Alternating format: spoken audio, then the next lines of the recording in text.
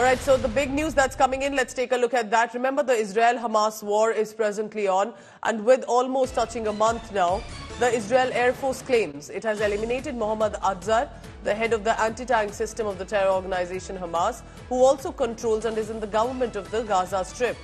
They said this was using a fighter jet that they have managed this precision strike. As part of his position, Atzar was responsible for all the anti-tank systems in the various brigades in the Gaza Strip, managing the force on a routine basis, assisting in activation in an emergency. So this is an airstrike that has taken place, and according to them, according to the IDF, they have said they have eliminated the head of the anti-tank system of Hamas, who also basically manages the government also in the Gaza Strip. They are saying they did this using a fighter jet. So the anti-tank systems in the various brigades in the Gaza Strip, according to them, they manage the force on a routine basis and assisted in the activation in an emergency. Remember, for now, the sole purpose of the IDF, not just with its air operations, but also with its ground operations, is to ensure that they're able to get through to the Hamas commanders, eliminate them one by one. But of course, many questions are also being raised that while the IDF claims that Hamas is based in mostly civilian neighborhood, there are a lot of deaths and casualties that are being reported from the Gaza Strip of innocent civilians, specifically children. And that is something that has been criticized and also has been raised questions over. So there are on one side appeals for a ceasefire, but Israel says they have their hostages, little babies, young girls who have been held captive by the Hamas. Until the Hamas is eliminated, the hostages are rescued and released, that Israel will not stop. And they have to also set an example that Hamas should not be allowed to do this. You're looking at the images of this slain terrorist by the name of Mohd Atzar. According to the IDF, he was heading the anti-tank systems. Now, what does the anti-tank systems basically, what was his position? He was responsible for all these anti-tank systems in the various brigades in the Gaza Strip and managed the force on a routine basis. He also was responsible to assist in an activation in an emergency. So this again looks like an important kill for the IDF. But will it stop the IDF here on, or will their sole purpose will basically be to head towards the tunnels?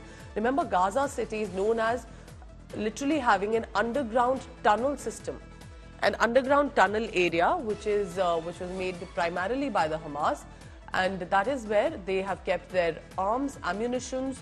That is where some of the hostages have also been supposedly kept captive. So there are, of course, it's going to be a very complicated, crucial process, but it's not that easy to be able to find out which Hamas leader lives where, and specifically if they are in a civilian neighborhood.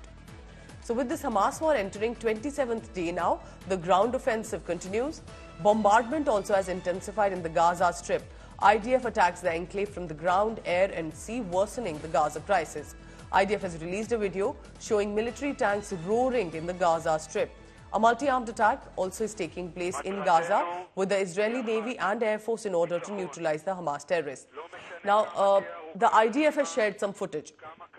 They are claiming that they destroyed a Hamas hideout tunnel in West Bank's Jenin.